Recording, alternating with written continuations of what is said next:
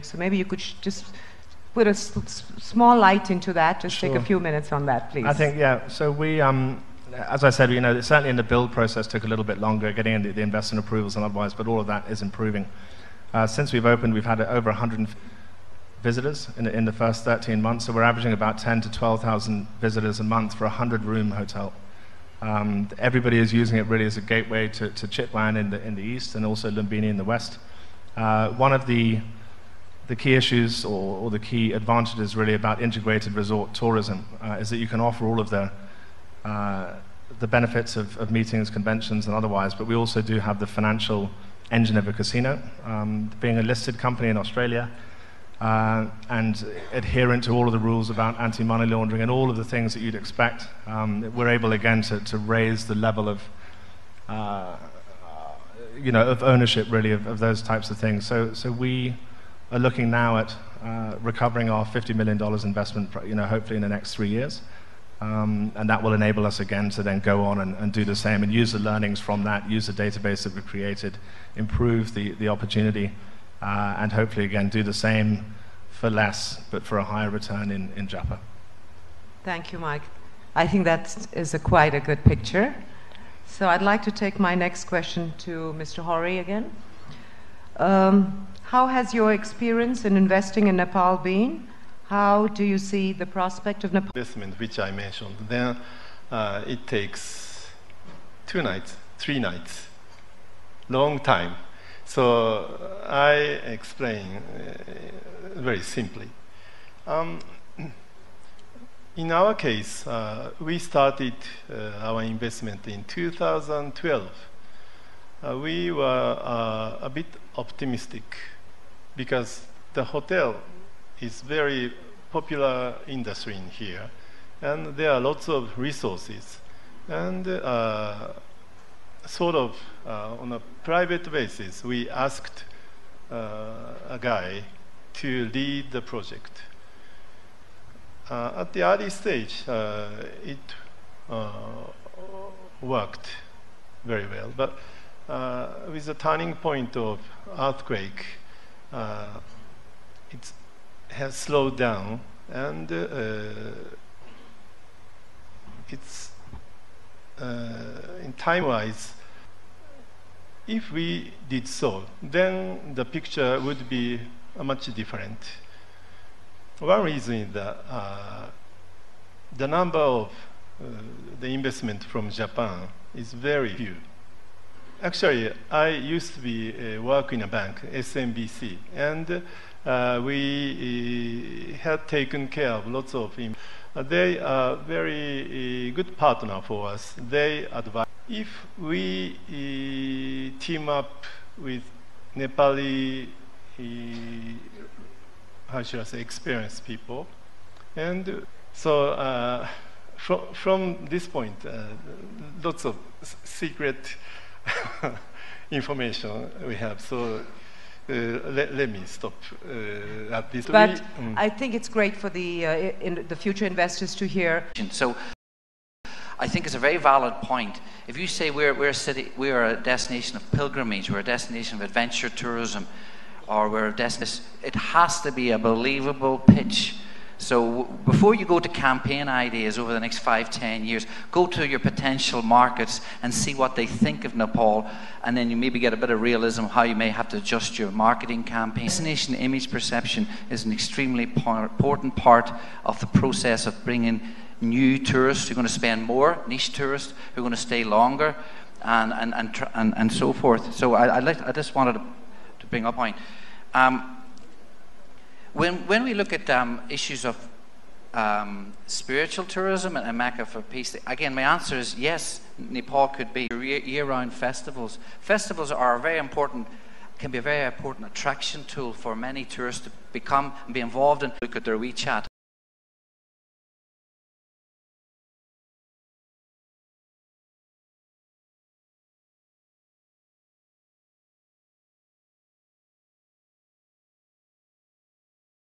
Two other Buddhas were born there. So, and as to my knowledge and what I've learned from a small age, we human beings do not choose and decide where we get born, but the Buddhas choose which part of planet, which area they would be born, whose womb they would be born from. So it must have some sort of a meaning why 3 Buddhas. Some questions from the audience, so if there are any questions to any one of my panelists or to me or to the CEO of NTB or even to the chair, please. Yes, please. Can we have the mic? And I think on behalf of the moderator also, I'd like to request to kindly keep the question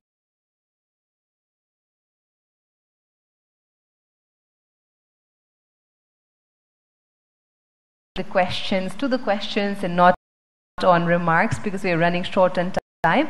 And if you may direct your question to one particular person, that would be really great. Honorable speakers, ladies and gentlemen, my name is Abbas. I am Honorary Consul of Nepal in Sudan. I consider myself as a Nepali while presenting was of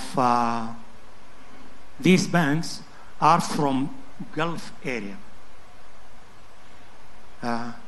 Being a director of the Sudanese bank, among 8, those shareholders who are initially directors in the board of directors from the Gulf, and they have money, and they are ready to invest, and this will be directly to Mr. Joshi with tourism or through tourism to construct so as to catch Mr. Hori. Thank you very much. Thank you, Mr. Abbas. I think that's very encouraging, very, very optimistic. They have even more detailed plans within that. Thank you so much, Mr. Abbas. We'll be able to take in 2 more questions. We'll have to wrap up after that. So if anyone else has another question. All right, we have one more question there from the gentleman. Can we give them the mic, please?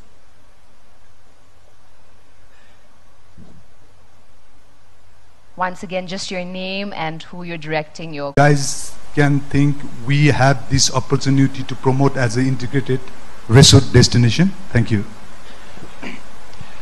I'll start, and I'll say yes because I've just come back from Japan. I'm going back to Japan in a few months' time to talk to the government. The government there last year legalized casinos for the first time, and I'm going to build 3 integrated resorts at $10 billion each.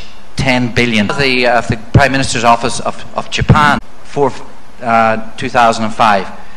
They didn't have casino legalization. They made that big policy making because they wanted to stay competitive in the region as a leading tourism and MICE destination, and they knew that they had to have a integrated resort setting. So there's argument for an integrated resort setting. It's playing out in the Philippines, it's playing out in Vietnam, so there's many locations. Casinos only 3% of a 97% non-gaming. Is malls, shopping malls, entertainment, food and beverage, and is a significant economic driver. And thanks, Glenn. I think, really for us, the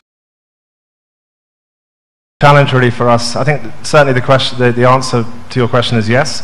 The great thing about Nepal is, of course, you have a 1,200 kilometer land border with India, all of which is crossable.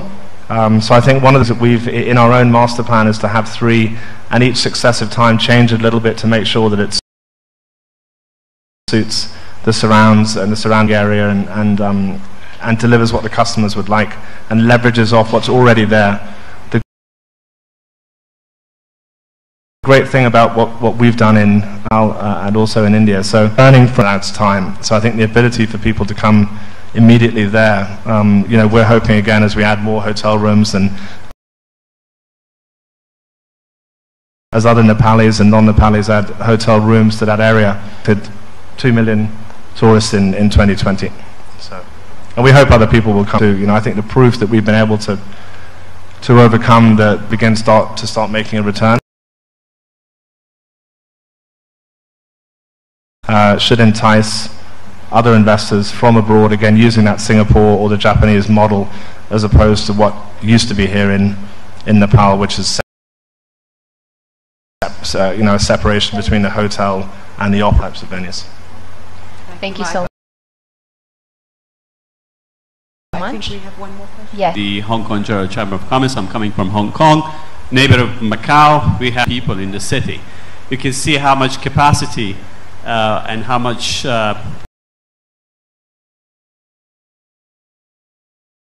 job has been done to create infrastructure for. Now the Asian travelers are normally looking at one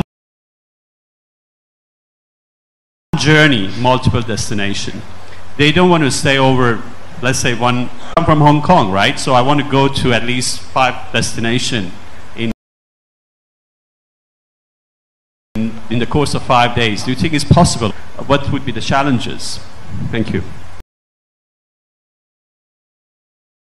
Thank you so much, and I think I'll just try to answer that. I think absolutely possible, and in fact, many destinations in Nepal that have already been developed. So if you would come to Kathmandu, you would probably do Kathmandu city, and then you have the other 2 cities, but then you would take a 2-night for the jungle safari. So as Mr. Deepak pointed out, we are a vertical country, so right from the plains up to the highest mountains. So there is no dearth of products or experiences in this country. It's all about packaging it together, so you could be to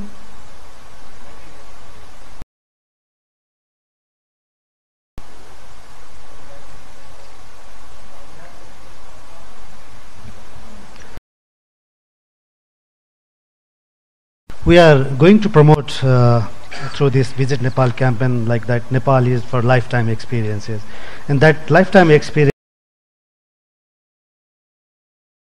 encompasses many variety of activities, and as you mentioned, we are also promoting Nepal as a one vacation. Thank you so much. I think that's been an amazing question and answer session, and lifeblood of my family for 2 and now with 3 generations. I am grateful to have had this opportunity to hear and learn from all your extensive experiences.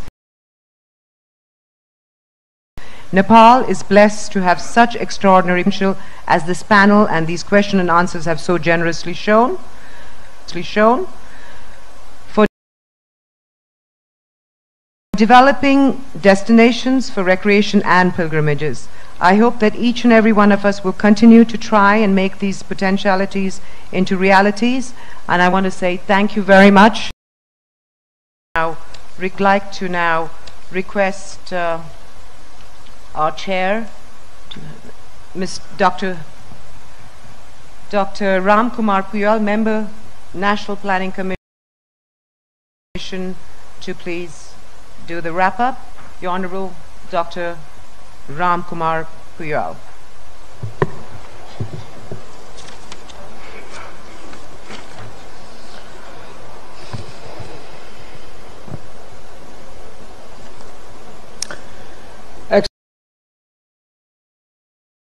Excellencies, distinguished panelists, delegates, I am very much pleased to be here in this very important event this afternoon. Our very scholarly distinguished panelists. The thoughts, ideas, experience, and suggestions that has been given by our panelists are the noble ideas for us to promote our tourism business and to develop a tourism industry as well in Nepal. So I would like to thank you very much. At the meantime, I would like to appreciate a lot to our colleagues, Mr. Deepak Raj Joshi, who highlighted our very ambitious plan to make tourism sector as one of the leading driving economic sector. At the meantime, I also would like to thank all the participants, those who made a very high curiosity to know something better, transformative ideas, if there is anything from our sides. So we made an attempt to, our panelists made an attempt to answer those questions. So I thank you all once again. Heritage is with natural beauty that makes it as one of the most naturally beautiful countries in the world. Museums, temples, fame as a birthplace of Buddha, wildlife, ancient traditions, culture,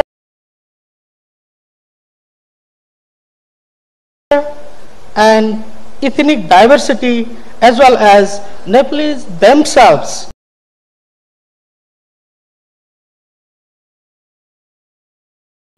who are most spiritually minded, culturally rooted.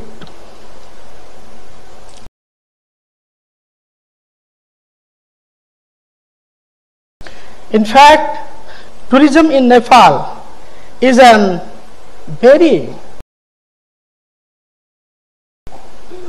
growing business. Nepal welcomed nearly 1.2 million tourists in 2018, and the growth rate of % in 2018. So it has a goal. I mean, the country has a goal to welcome 2 million tourists in 3.5 million tourists in within next 5 years. So it is the fact that government has given the foremost priorities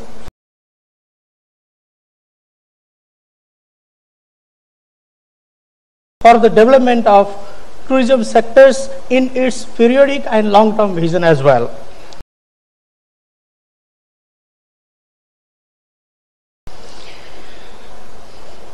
The government of Nepal has a national vision of government and has been planning accordingly to support this increasing interest and investment in tourism from the private sectors as well. As spoken by our panelists and panelist has raised some questions about public policy mechanism and master plans about tourism sectors. The government now has made an enabling environment for the tourism investment, in which we have been also drafting the activities of these sectors in Nepal.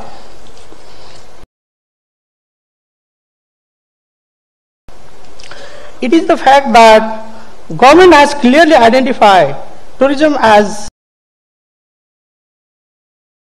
being fundamentals to Nepal's economic growth by envisioning quality tourism services as one of the key drivers of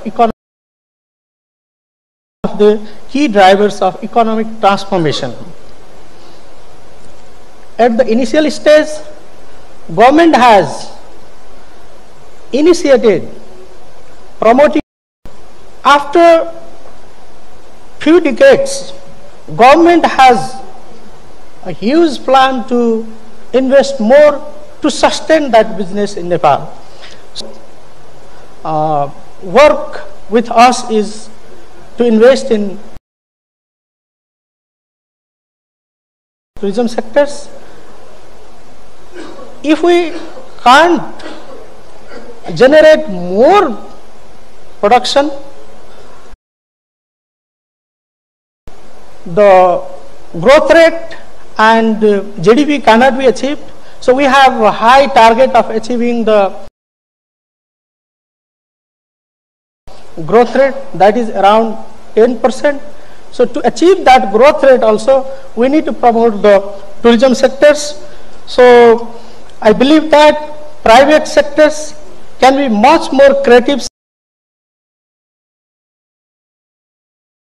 in conceptualizing the of the government of Nepal. I commit to supporting the realization of these ideas and investment from the private sectors, both foreign and domestic allies. With a strong commitment, Government of Nepal welcome you with open arms to explore opportunities to invest in the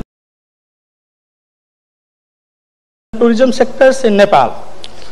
We assure you of all the necessary from the government as appropriate.